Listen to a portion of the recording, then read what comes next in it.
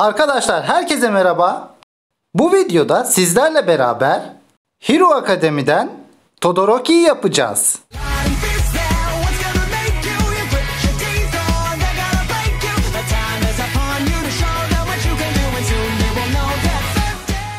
Hadi yapmaya başlayalım o zaman.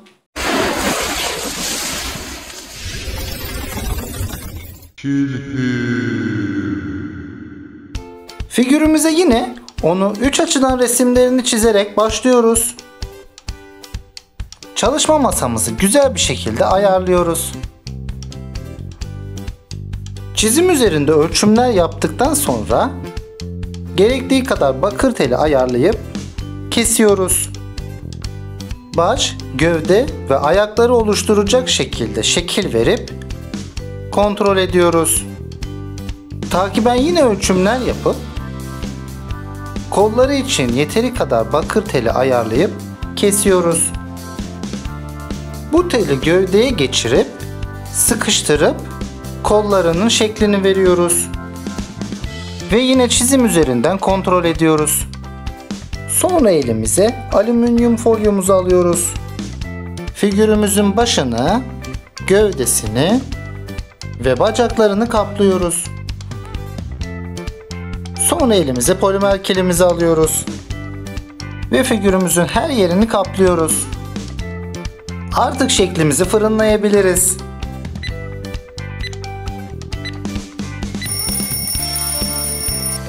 Şeklimiz fırından geldi. Başını oluşturmak için kafasına parçalar ekleyip iyice yapıştırıyoruz. Şimdi de kafasının şeklini vermeye başladık.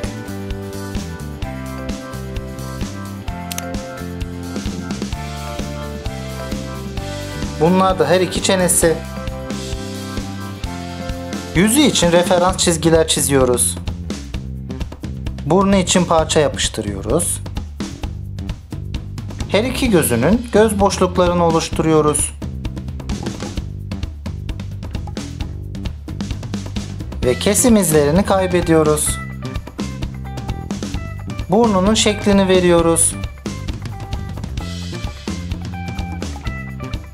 Şimdi de ağzının şeklini vermeye başladık.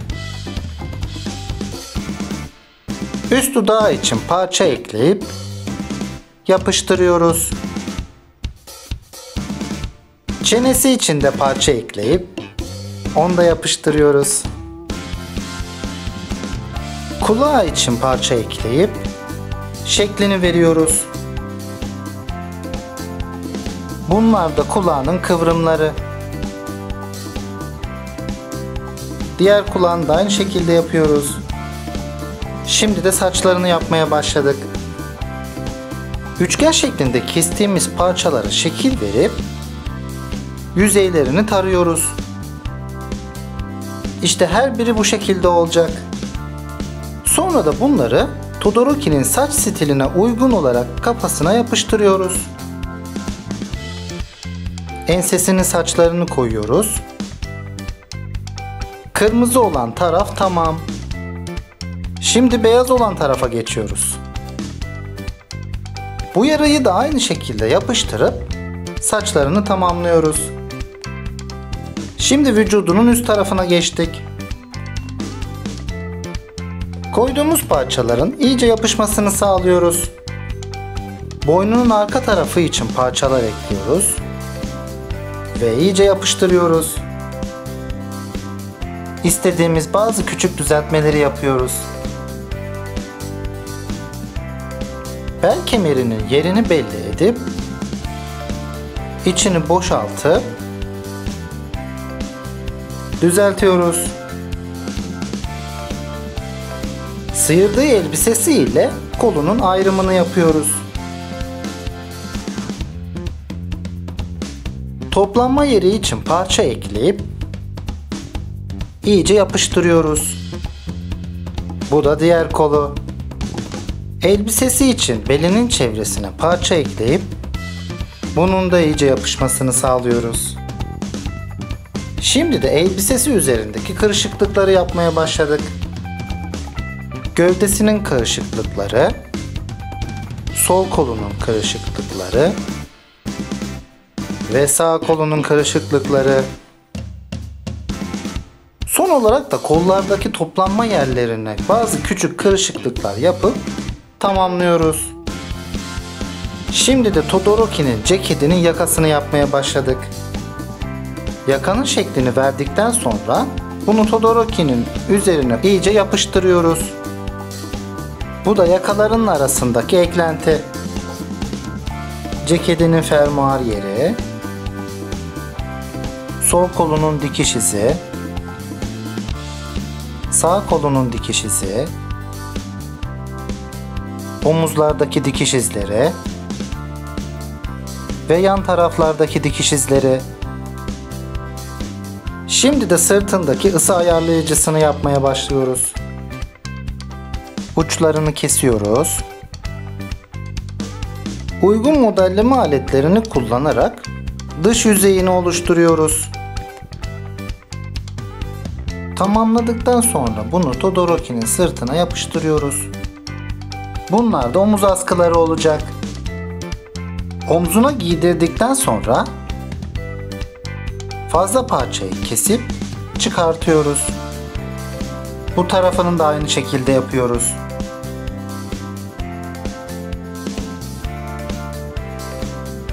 Şimdi de askının üzerindeki parçaları ekliyoruz.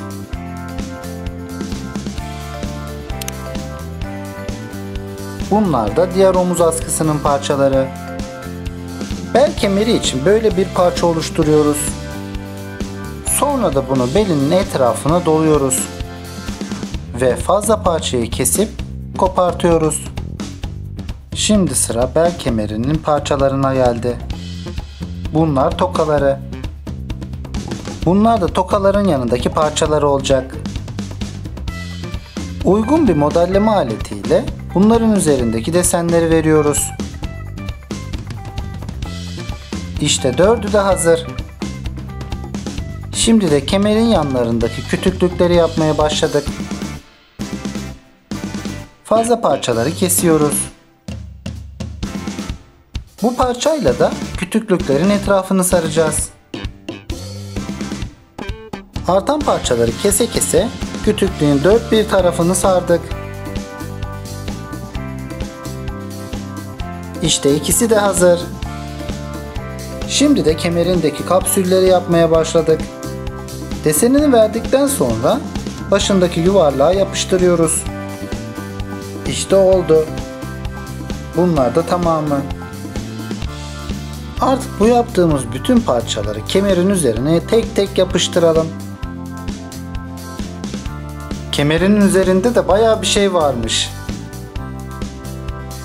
Bileklerine parçalar ekledikten sonra bunların iyice yapışmasını sağlıyoruz. Yumruk yaptığı sol elini yapmaya başlayalım. Gerekli yerlerden parçalar keselim. Parmak aralarındaki boşlukları oluşturalım. Yumruğun üst ve alt tarafının şeklini verelim. Bu da baş parmağı. Şimdi de sağ elini yapmaya başladık. Parmak, parmak boğumları ve tırnağı. İşlem tamam. 4 parmağımız da hazır. Şimdi hazırladığımız bu parmakları avucunun içine tek tek yapıştırıyoruz. Baş parmağını da koyup aradaki izleri kaybediyoruz. Şimdi sıra geldi bilekliklere. İnce bir parçayı bileğin etrafına dolayıp fazla parçasını kesiyoruz. Bu işlemleri diğer el için de uyguluyoruz. Bilekliğin üzerindeki küçük parçaları yapmak için dikdörtgen şeklini tamamladıktan sonra üzerlerine ikişer tane minik parça yapıştırıyoruz. Her bir bilekliğe bu parçalardan 6'şar tane yapıştırıyoruz. Bu da diğer elin bilekliği. Figürü tekrar fırına sokmadan önce kemerindeki kapsülleri çıkarmak istedim. Çünkü belden aşağısındaki parçaları keseceğim. İşte bakın, kesiyorum. Keseceğimi söylemiştim. Şimdi figür tekrar fırına gidiyor.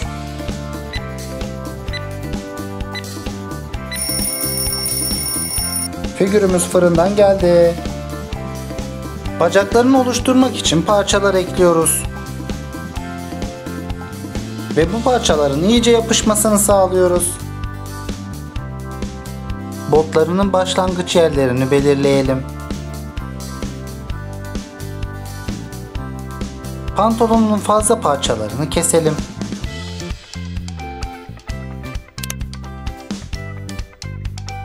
Botlarıyla pantolon arasındaki ayrımı belli edelim. Ve paçalarındaki toplanan kısmı oluşturalım. Şimdi de pantolonundaki kırışıklıkları oluşturuyoruz. Tüm kırışıklıkları oluşturduktan sonra hatları yumuşatalım.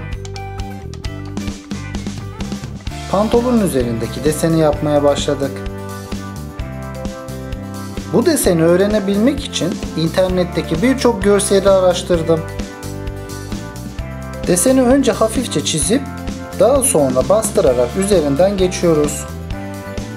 Tek bacağı tamam. Diğer bacağını da aynı şekilde yapıyoruz. Pantolonun üzerindeki dikiş izleri. Şimdi de botlarını yapmaya başladık. Üst kısımlarını oluşturduktan sonra fazla parçaları kesiyoruz. Ve kesim izlerini kaybediyoruz. Diğer botu da aynı şekilde yapıyoruz.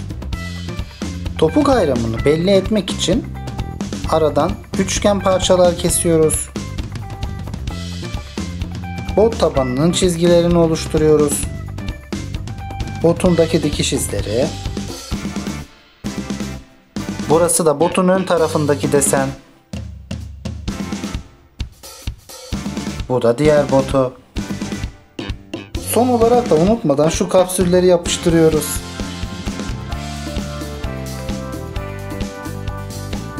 Figürümüz son kez fırına gidiyor.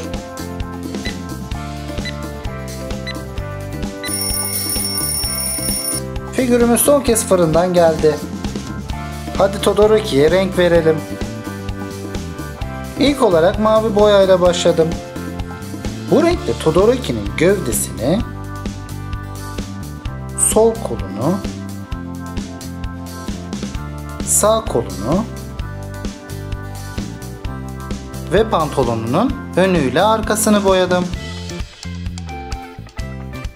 Ten rengiyle Todoroki'nin sol elini, sol kolunu, sağ elini, sağ kolunu ve yüzünü boyadım. Sonra bordo ile devam ettim. Bu renkte kemerdeki kapsüllerin arka tarafını, her iki elinin bilekliklerini, omuz kayışlarının alt taraflarını ve yüzündeki izi boyadım. Takiben ince uçlu asetatlı kalemle her iki gözünü ve kaşını çizdim. Beyaz boyayla da gözlerinin içini boyadım. Sonra elime ince uçlu bir modelleme aleti aldım. Sağ gözünü gri, sol gözünü açık mavi boyadım. Saçının sol tarafını kırmızıya, sağ tarafını ise beyaza boyadım. Beyazla ayrıca botlarını da boyadım.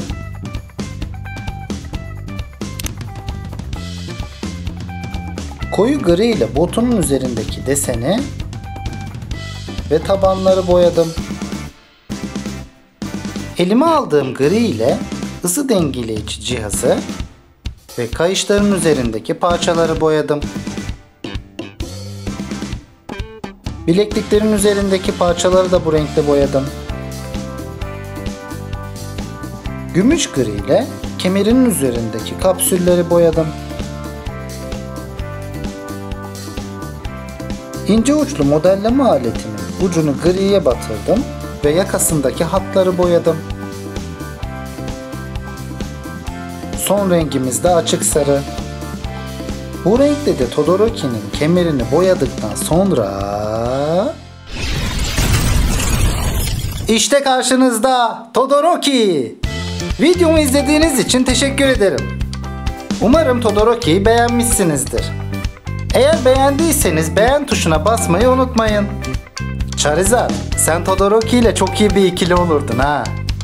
Eğer hala değilseniz hemen şimdi kanala abone olun.